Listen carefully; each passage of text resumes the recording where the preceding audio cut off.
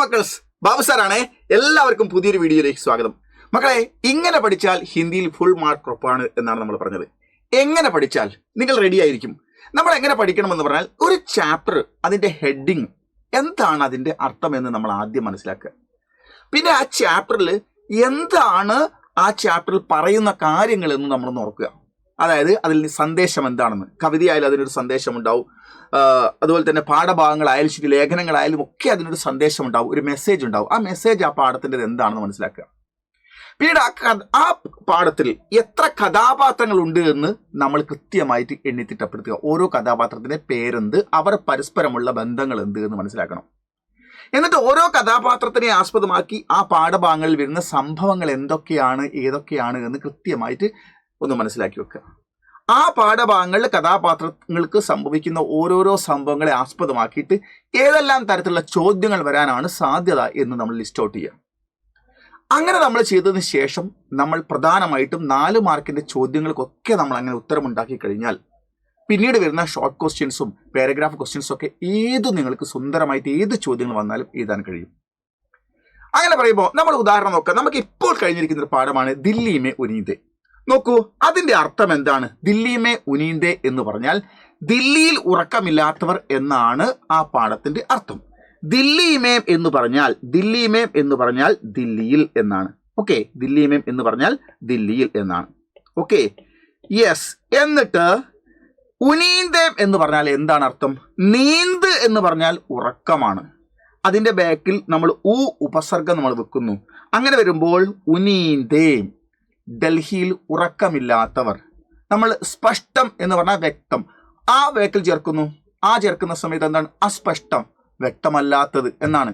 അപ്പോൾ ആദ്യമുള്ള അർത്ഥത്തിന് വിരുദ്ധമായിട്ട് അർത്ഥമാണ് ഒരു ഉപസർഗം തൊട്ട് ബേക്കിൽ ഒരു വാക്കിന്റെ അർത്ഥം ചേർക്കുമ്പോൾ ഉണ്ടാവുന്നത്.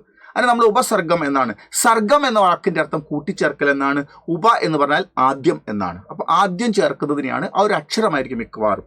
ഇതുമായി ബന്ധപ്പെട്ട ഒരുപാട് വാക്കുകൾ നമുക്ക് ഈ പാഠഭാഗങ്ങളിൽ പഠിക്കേണ്ടത്. അതൊക്കെ നമ്മൾ ബാച്ചുകളിൽ നമ്മൾ കൃത്യമായിട്ട് നമ്മൾ എക്സ്പ്ലെയിൻ ചെയ്തിട്ടുണ്ട്. ഇപ്പം നമ്മൾ പറയുന്നത് ഒരു പാഠത്തിന്റെ ഹെഡിങ് മനസ്സിലാക്കി കഴിഞ്ഞാൽ എന്താണ് അതിന്റെ അർത്ഥം എന്ന് നിങ്ങൾ ആദ്യം മനസ്സിലാക്കുക. അതിനുശേഷം ആ അർത്ഥം മനസ്സിലാക്കിയതിനു ശേഷം ഇപ്പോൾ ദില്ലി മേ ഉനീന്ദേ, ദില്ലിയിൽ ഉറക്കമില്ലാത്തവർ എന്നാണ്. അങ്ങനെ മനസ്സിലാക്കി കഴിഞ്ഞാൽ പിന്നീട് ആ പാഠം ലേഖനമാണോ, കഥയാണോ, കവിതയാണോ എന്നൊക്കെ നമ്മൾ മനസ്സിലാക്കിക്കണം. അങ്ങനെ നോക്കുമ്പോൾ ദില്ലി മേ ഉനീന്ദേ എന്ന് പറയുന്ന പാഠം സംസ്മരണാണ്, ഓർമ്മക്കുറിപ്പാണ്. പിന്നീട് അത് ആരാണ് എഴുതിയത് എന്നാണ് നമ്മൾ ഓർത്തിരിക്കേണ്ട അടുത്തത്. ഓക്കെ, അങ്ങനെ ഇതിൽ നമ്മൾ ഈ പാഠം എഴുതിയത് ആരാണ്? ഒരു ലേഖികയാണ്. അവരുടെ ജീവിത അനുഭവങ്ങളാണ് സംസ്മരൺ എന്ന് പറഞ്ഞാൽ ഓർമ്മക്കുറിപ്പ്. അപ്പോൾ ഭാവന എഴുതുന്നതല്ല ഒരിക്കലും ഓർമ്മക്കുറിപ്പ്, കൃത്യമായ അനുഭവങ്ങളാണ്. ലേഖികയാണ് എഴുതുന്നത്. ലേഖികയുടെ ഒരു പേരുണ്ട്. ആ പേര് ഞാൻ ഇവിടെ പറയുന്നില്ല, നിങ്ങൾ കമന്റ് ബോക്സിൽ രേഖപ്പെടുത്തുക ആ ലേഖികയുടെ പേര്. ഓക്കെ, ഇനി നിങ്ങൾ നോക്കൂ, ഈ പാഠത്തിൽ നിന്ന് എത്ര കഥാപാത്രങ്ങളുണ്ട്, അല്ലെങ്കിൽ ഈ സംസ്മരണവുമായി ബന്ധപ്പെട്ട് എത്ര കഥാപാത്രങ്ങളുണ്ട് എന്ന് നമ്മൾ എണ്ണിത്തിട്ടപ്പെടുത്തണം. ഒന്ന് ലേഖികയുണ്ട്, ലേഖികയ്ക്ക് ഒരു പേരുണ്ട്. ഓക്കെ, രാജാറാം എന്ന് പറയുന്ന ഒരു ഓട്ടോ ഡ്രൈവർ ഉണ്ട്. പിന്നീട് ദയാലുവായ ഒരു അമീർ ആത്മിയെ കുറിച്ച് ഇതിൽ പാഠഭാഗങ്ങളിൽ പ്രതിപാദിക്കുന്നുണ്ട്. ആര്? രാജാറാം. പിന്നീട് സൈന്തി എന്ന് പറയുന്ന ലേഖികയുടെ ഹാർവാർഡിൽ വെച്ചുണ്ടായിരുന്ന ഒരു സുഹൃത്ത്, പരിചയപ്പെട്ട ഒരു സുഹൃത്താണ്. ഇത്രയുമാണ് കഥാപാത്രങ്ങളായിട്ടുള്ളത്. ഇനി ഈ പാഠത്തിന്റെ ദില്ലി മേ ഉനീന്ദേ എന്ന് പറയുന്ന പാഠം നമുക്ക് നൽകുന്ന സന്ദേശം എന്താണ്, മെസ്സേജ് എന്താണ് എന്നതാണ് നമ്മൾ അടുത്ത് മനസ്സിലാക്കേണ്ടത്. 2 വരിയിലായി നമുക്ക് പഠിക്കാം. ഈ പാഠത്തിന്റെ സന്ദേശം ഇത് നമ്മൾ മറന്നു പോരുത്. ഇത് ഓർമ്മ വേണമെങ്കിൽ നമുക്ക് ക്വസ്റ്റ്യൻ ആൻസർ ചെയ്താൻ പറ്റും. ഒന്നാമത്തത് യേ സംസ്മരൺ, അതായത് ഈ ദില്ലി മേ ഉനീന്ദേ എന്ന് പറഞ്ഞ ഓർമ്മക്കുറിപ്പ് ഹമേ നമുക്ക് ജീവൻ മേ, ജീവിതത്തിൽ, സംവേദന. എന്താ സംവേദന? ഒരു മനുഷ്യൻ മറ്റൊരു മനുഷ്യനുമായിട്ട് ആശയ കൈമാറ്റം ചെയ്യപ്പെടുന്നതിനെയാണ് നമ്മൾ ആശയവിനിമയം നടത്തുന്നതിനാണ് സംവേദന എന്ന് പറയുന്നത്. അപ്പോൾ ഒരു മനുഷ്യനും തമ്മിൽ ഉള്ള സംവേദന, ആശയപരമായ കൈമാറ്റങ്ങളെയും റിഷ്തയും മറ്റുള്ളവരുമായി നാം ബന്ധം വെച്ച് പുലർത്തുന്നതിനെയും അവർ അതുപോലെ തന്നെ ആത്മചിന്തൻ, നാം ഓരോരുത്തരും നമ്മൾ ചെയ്യുന്ന പ്രവൃത്തിയെക്കുറിച്ച് ഒരു ആത്മപരിശോധന നടത്തുന്നതിനെ കുറിച്ചുള്ള മഹത്വക്ക, പ്രാധാന്യത്തിന്റെ സന്ദേശമാണ് ഈ പാഠം നൽകുന്നത്. എന്ന് പറഞ്ഞാൽ നാം മറ്റുള്ളവരുമായിട്ട് ഇടപഴകേണ്ടുന്ന പ്രാധാന്യം, അതുപോലെ തന്നെ മറ്റുള്ളവരുമായി ബന്ധം വെച്ച് പുലർത്തേണ്ടുന്ന പ്രാധാന്യം, അതുപോലെ തന്നെ നാം ഓരോ പ്രവൃത്തി ചെയ്യുമ്പോൾ ആത്മപരിശോധന നടത്തണം. നാം ഇഷ്ടം പോലെ ഭക്ഷണം കഴിച്ച് ഭക്ഷണം വേസ്റ്റ് ആക്കി നമ്മൾ ആഹാരത്തിന് ദൂർത്ത് കാണിക്കുമ്പോൾ നമ്മൾ ഈ രാജ്യത്ത് ഭക്ഷണം കിട്ടാതെ പട്ടിണി കിടന്ന് മരിക്കുന്ന ആയിരക്കണക്കിന് കുഞ്ഞുങ്ങളും മനുഷ്യരുണ്ട് എന്ന കാര്യം നാം ഓർക്കണം. അതാണ് ഇങ്ങനെയുള്ള കാര്യങ്ങൾ സമൂഹ ജീവിയായ നമ്മൾ ഓർത്തിരിക്കണം എന്നാണ് ഈ പാഠം നമുക്ക് നൽകുന്ന മെസ്സേജ്. അതാണ് ഈ പാഠത്തിന്റെ അവസാനം ലേഖിക്കുന്നത്. ഒരേ സിറ്റിയിൽ, ഒരേ കാലാവസ്ഥയിൽ, ഒരേ സാഹചര്യത്തിൽ നിൽക്കുമ്പോൾ പോലും അദ്ദേഹം വിശപ്പിലും പട്ടിണിയിലുമാണ്, വീടില്ലാതെ നിൽക്കുന്നു. ഞാനാകട്ടെ എന്താ പറയുക, സമ്പുഷ്ടമായ ഭക്ഷണം കഴിക്കുന്നു, സുഭിക്ഷമായ ഭക്ഷണം കഴിക്കുന്നു, ഉഗ്രമായ വീട്ടിൽ താമസിക്കുകയും ചെയ്യുന്നു. ഒരൊറ്റ ഗ്രാമത്തിലാണ്, ഒരു നഗരത്തിലാണ് ഇത് രണ്ടും കാണുന്നത്. അപ്പോൾ അത്തരം ആളുകൾ ഈ നാട്ടിൽ എവിടെ പോയാലും ഉണ്ടോ എന്ന്, എവിടെ ജീവിക്കുമ്പോൾ ഉണ്ടോ എന്ന് നാം മനസ്സിലാക്കേണ്ടിയിരിക്കുന്നു. അങ്ങനെയാണെങ്കിൽ എൻ്റെ വീട്ടിൽ ഒരുപാട് ഏരിയ ഉണ്ട്, കുറച്ച് അദ്ദേഹത്തിന് താമസിക്കാൻ വേണ്ടി കൊടുക്കാൻ പറ്റും. ഞാൻ ഒരുപാട് ഭക്ഷണം വേസ്റ്റ് ആക്കുന്നുണ്ട്, അപ്പോഴും വിശക്കുന്ന മനുഷ്യന് നേരം കൊടുക്കാൻ കഴിയും. അപ്പോൾ നമ്മൾ സാഹചര്യങ്ങളെ മനസ്സിലാക്കി ജീവിക്കണം എന്നുള്ള, അതായത് മറ്റുള്ളവരുമായിട്ട് ആശയവിനിമയം ഉണ്ടായിരിക്കണമെന്നും മറ്റുള്ളവരുമായിട്ട് ബന്ധമുണ്ടായിരിക്കണമെന്നുള്ളതും നാം ചെയ്യുന്ന പ്രവൃത്തിയെക്കുറിച്ച് നമ്മൾ ആത്മപരിശോധന നടത്തണം എന്നുള്ള സന്ദേശമാണ് ഈ പാഠം നമുക്ക് നൽകുന്നത്. ഓരോ പാഠം പഠിച്ചു കഴിഞ്ഞിട്ട് എന്തിനാണ് ഈ പാഠം എന്നുള്ളത് ചിന്തിക്കാതെ പാഠത്ത് കഴിഞ്ഞു പോയാൽ നമുക്ക് ഒന്നും അതിൽ മനസ്സിലാക്കാൻ പറ്റിയിട്ടില്ലെങ്കിൽ നമ്മളെ പാഠം പഠിച്ചുകൊണ്ട് ഒരു അർത്ഥം ഉണ്ടാകുന്നില്ല. ഇങ്ങനെ നമ്മൾ മനസ്സിലാക്കണം. ഇനി നമ്മൾ വീണ്ടും അത് മനസ്സിലാക്കിയ ശേഷം നമുക്ക് മനസ്സിലാക്കേണ്ടത് ഈ പാഠത്തിലെ ഓരോ കഥാപാത്രങ്ങളുമായിട്ട് നമുക്ക് ഏതെല്ലാം രീതിയിലുള്ള ചോദ്യങ്ങൾ വരും എന്നുള്ളതാണ് നമ്മൾ പിന്നെ മനസ്സിലാക്കേണ്ടത്. ഒന്ന്, ഈ പാഠത്തിൽ നിന്ന് ചോദ്യം വരുമ്പോൾ കാര്യങ്ങൾ മനസ്സിലാക്കി എവിടെ നിന്നൊക്കെ, ഏതൊക്കെ ഭാഗങ്ങളിൽ നിന്ന്, ഏതൊക്കെ ഇൻസിഡന്റുമായി ബന്ധപ്പെട്ട് ചോദ്യങ്ങൾ വരാം. ഒന്ന്, ലേഖികയുമായി ബന്ധപ്പെട്ട എന്തെല്ലാം ചോദ്യങ്ങൾ നമുക്ക് ഇതിൽ വരാൻ നോക്ക്. ലേഖികയുടെ നമുക്ക് എന്ത് ചെയ്യാം, ഒരു ഡയറി വരാം. അതുപോലെ തന്നെ ലേഖിക ഈ കാര്യങ്ങളൊക്കെ ഡ്രൈവറെ, ആ റിക്ഷാക്കാരനായ മനുഷ്യനെ കണ്ടതിന് ശേഷം അവരുമായി ബന്ധപ്പെട്ട കാര്യങ്ങളൊക്കെ മനസ്സിലാക്കിയപ്പോൾ അവർ ഡയറി ചെയ്യുന്നതിനെ കുറിച്ച് നമുക്ക് പരീക്ഷ ചോദിക്കാം. ആ സംഭവങ്ങളെ മനസ്സിലാക്കിയ ശേഷം സുഹൃത്തിന് എന്ന കത്തിനെ കുറിച്ച് നമ്മളോട് ചോദിച്ചേക്കാം. പിന്നെ ഡ്രൈവറുമായി നടക്കുന്ന, ഓട്ടോയിൽ നടക്കുന്ന സംഭാഷണം, അതുപോലെ തന്നെ വീട്ടിലേക്ക് ഇന്റർവ്യൂവിന് വേണ്ടി വിളിക്കുന്ന കാര്യങ്ങളൊക്കെ പടുക്കതയായിട്ടോ വാർത്താലാപമായിട്ടോ ചോദിച്ചേക്കാം. ഇത്രയും ചോദ്യങ്ങളാണ് 4 മാർക്കുമായി ബന്ധപ്പെട്ടത്. എന്നാൽ അതിൽ മറ്റെല്ലാ ഷോർട്ട് ക്വസ്റ്റ്യൻസും അത് പഠിച്ചാൽ എഴുതാൻ പറ്റും. ലേഖികയുമായി ബന്ധപ്പെട്ട് വരിക. അടുത്ത രാജാറാം എന്ന് പറയുന്ന ഓട്ടോ ഡ്രൈവറാണ്. അദ്ദേഹത്തെ കുറിച്ച് നമ്മൾ ഏതെല്ലാം പഠിച്ചു കഴിഞ്ഞാൽ ഏതൊക്കെ ചോദ്യങ്ങൾ, ഒന്ന്, രാജാറാമിന്റെ ക്യാരക്ടർ സ്കെച്ച് ചോദിക്കും. 2, രാജാറാം ഡയറി എന്നതിനെ കുറിച്ച് ചോദിക്കും. രാജാറാം സുഹൃത്തിന് കത്ത് എന്നതിനെ കുറിച്ച് ചോദിക്കില്ല, കാരണം അദ്ദേഹത്തിന് സുഹൃത്തുക്കളൊന്നും ആരുമില്ല, ബന്ധുക്കളായിട്ടൊന്നും ആരുമില്ലാത്തൊരവസ്ഥയിൽ അദ്ദേഹം ഒരു പക്ഷേ ഡയറി എഴുതി വെച്ചേക്കാം. ഓക്കെ. പിന്നീട് നമ്മളോട് ചോദിക്കുന്നത് ദയാലുവായ അമീർ ആദ്മിയുണ്ട്. ആ ദയാലുവായ അമീർ ആദ്മി ഈ മനുഷ്യരുമായി കണ്ട സമയത്തുള്ള സൗഹൃദത്തെക്കുറിച്ചുള്ള, പരിചയപ്പെട്ട സമയത്തുള്ള, രാജാറാമുമായി ബന്ധപ്പെട്ട ഫസ്റ്റിൽ കാണുമ്പോൾ പരിചയപ്പെടുമ്പോൾ ഉണ്ടാകുന്ന കോൺവെർസേഷൻ ചോദിച്ചേക്കാം. ഇദ്ദേഹത്തിന് ഒരു ഓട്ടോ വാങ്ങിക്കൊടുത്ത സമയത്ത് ഇരുന്ന ഡയറി ഉണ്ടായേക്കാം. ആ ഓട്ടോ കിട്ടിയ ദിവസം രാജാറാം എഴുതിയ ഡയറി നമ്മൾ നേരത്തെ പറഞ്ഞു, ഡയറി ഉണ്ടാവാം, അദ്ദേഹത്തിന്റെ ക്യാരക്ടർ സ്കെച്ച് ഉണ്ടാവാം. ഇതൊക്കെ ഇതുമായി ബന്ധപ്പെട്ട ചോദ്യമാണ്. പിന്നെ സൈൻഡി എന്ന് പറഞ്ഞ് ചോദിക്കുന്ന ചോദ്യം നമ്മളോട് ചോദിച്ചു കഴിഞ്ഞാൽ, സൈൻഡിയുടെ ചോദ്യം നമ്മളോട് ചോദിച്ചു കഴിഞ്ഞാൽ നമ്മൾ ചോദിക്കുന്നത് സ്വാഭാവികമായിട്ടും ലേഖികമായുള്ള സൗഹൃദ ബന്ധുവാണ് ഇതിൽ പറയുന്നത്. അങ്ങനെ വരുമ്പോൾ സൈൻഡി കോൻ ഹേ, വോ ക്യാ കാം കർത്തേ ഹേ, അല്ലെങ്കിൽ എന്നുള്ള രീതിയിലുള്ള ചോദ്യങ്ങൾ മാത്രമേ അതുമായി ബന്ധപ്പെട്ട് വരുന്നുള്ളൂ.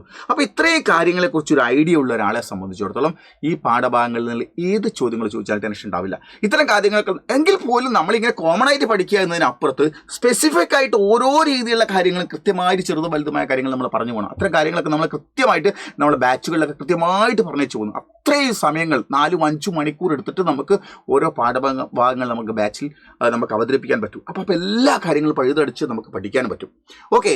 അപ്പോൾ നിങ്ങളെ സംബന്ധിച്ചോളം നിങ്ങൾ എത്രയും പെട്ടെന്ന് ബാച്ചിൽ ജോയിൻ ചെയ്താൽ ഇത്തരം കാര്യങ്ങളൊക്കെ ഉണ്ടാവും. അപ്പോൾ ഞാൻ പറയേണ്ടത് ഈ കഥാപാത്രങ്ങളെല്ലാം വെച്ചിട്ട് നമുക്ക് വരാവുന്ന ഒരു പ്രധാനപ്പെട്ട ഒരു ചോദ്യം നിങ്ങൾ നോക്കൂ. ഈ പാഠത്തിലെ ഏറ്റവും പ്രധാനപ്പെട്ട ഒരു ചോദ്യമാണ് ഞാൻ പറയാൻ പോകുന്നത്. ഈ ചോദ്യം പഠിച്ചു കഴിഞ്ഞാൽ ഈ പാഠഭാഗത്തിലെ മറ്റ് കഥാപാത്രങ്ങളുടെ ചോദ്യങ്ങൾക്ക് ഉത്തരങ്ങളും എഴുതാൻ കഴിയും. അങ്ങനെയുള്ള കോമൺ ക്വസ്റ്റ്യൻ ആൻസറാണ് ഞാൻ ഈ പാഠവുമായി ബന്ധപ്പെട്ട് പറയുന്നത്. ഈ ക്വസ്റ്റ്യൻ ആൻസർ പഠിച്ചു കഴിഞ്ഞാൽ നിങ്ങൾ ഈ പാഠത്തിന്റെ സമ്മറി പഠിച്ചു, സന്ദേശം പഠിച്ചു, ക്യാരക്ടർ സ്കെച്ച് പഠിച്ചു, ആ ലേഖികയുടെ ഡയറി പഠിക്കുന്നു, എല്ലാ കാര്യങ്ങൾക്കും ഉത്തരം എഴുതാൻ പറ്റും. ആ ചോദ്യം ഏതാണ്? രാജാറാം കെ ഇന്റർവ്യൂ കെ ബാദ്, രാജാറാമുമായിട്ടുള്ള വീട്ടിലേക്ക് വിളിച്ചു വരുത്തിയുള്ള ഇന്റർവ്യൂവിന് ശേഷം ലേഖികയുടെ പേര് നിങ്ങൾ ഓർക്കുക. ഓക്കെ, കമന്റ് ബോക്സിൽ രേഖപ്പെടുത്തുക. അപ്പം ഈ സഹേലി കെ നാം, തന്റെ കൂട്ടുകാരിയുടെ പേരിൽ പത്ര ലിഖ്തി ഹെ, ഒരു കത്ത് എഴുതുന്നു. വ പത്ര കൽപ്പന കർക്കി ലിഖി, ആ കത്ത് എഴുതാൻ, ഭാവന എഴുതാൻ. നോക്കൂ, രാജാറാമിനെ ഇന്റർവ്യൂ ചെയ്ത ശേഷം ലേഖിക തന്റെ കൂട്ടുകാരിക്ക് എഴുതുന്ന കത്ത് ഭാവനയിൽ തയ്യാറാക്കുക. ഓക്കെ, അങ്ങനെയാണെങ്കിൽ ഇങ്ങനെയാണ് ലെറ്റർ.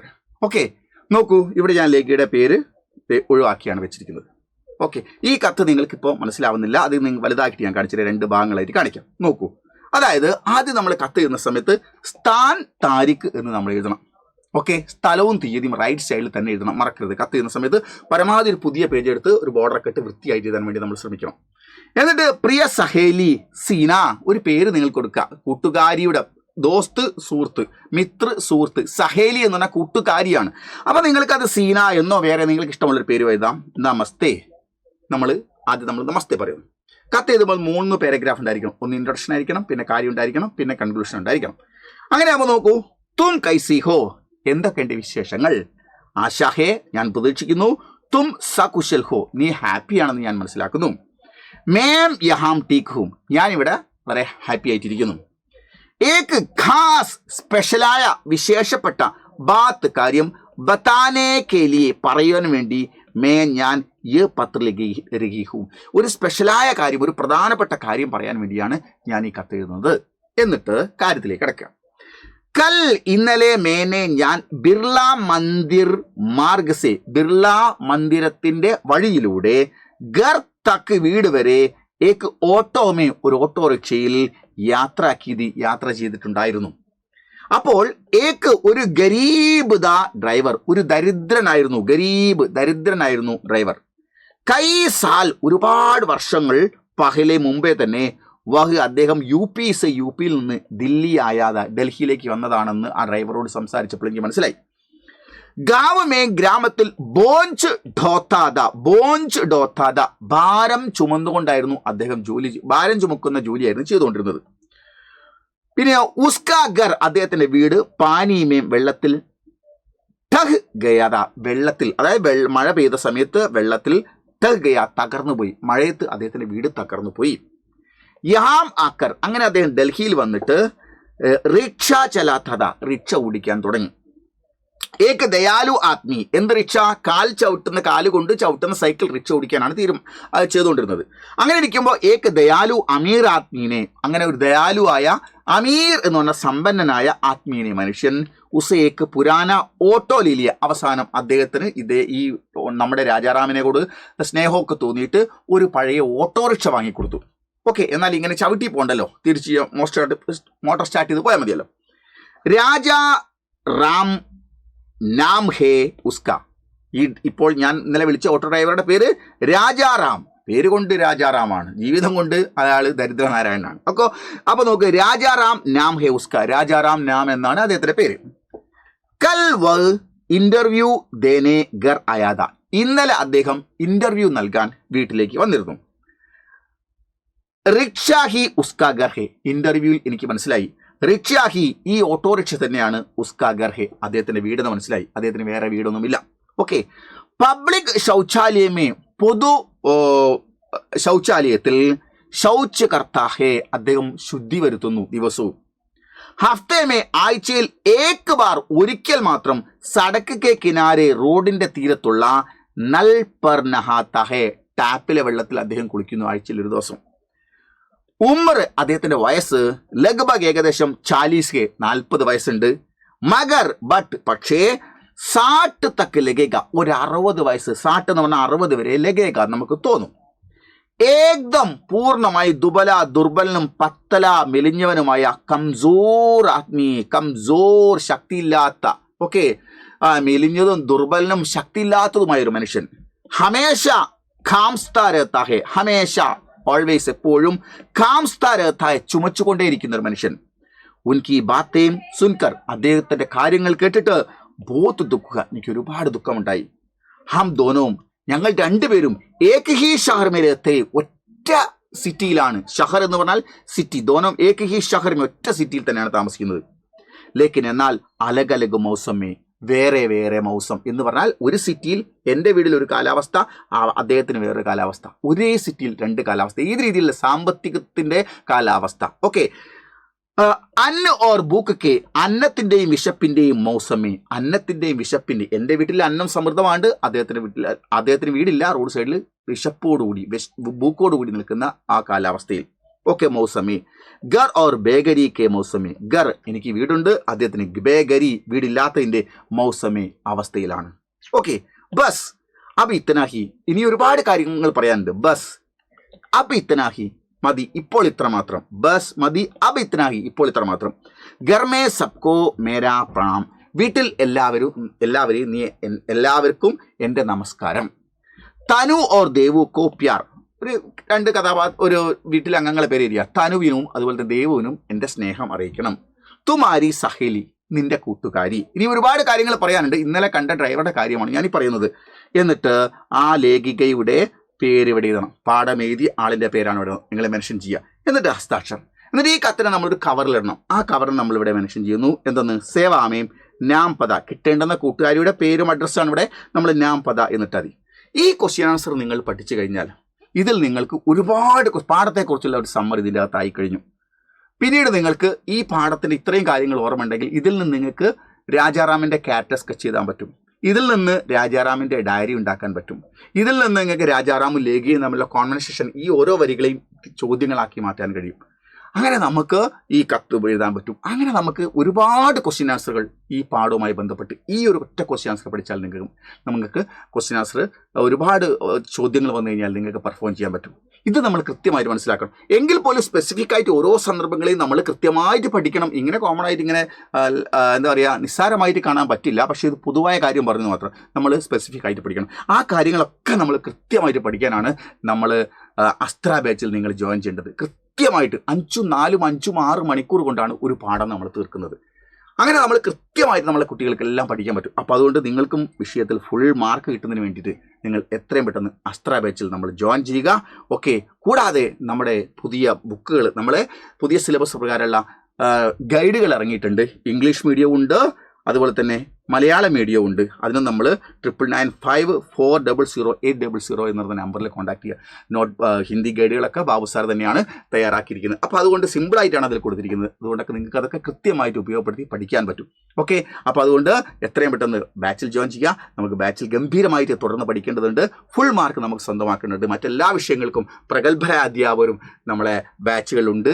എല്ലാവരും നിങ്ങൾക്കറിയാം. അപ്പോൾ അതുകൊണ്ട് ഗംഭീരമായിട്ട് പഠിക്കാൻ വേണ്ടി കൂടുതൽ സമയം കിട്ടുന്ന ബാച്ചുകളിലാണ് നിങ്ങൾക്ക് കൃത്യമായിട്ട് അറ്റൻഡ് ചെയ്യാൻ പറ്റുന്ന സമയങ്ങളിലാണ് ക്ലാസ്സുകളൊക്കെ ഉണ്ടാകുന്നത്.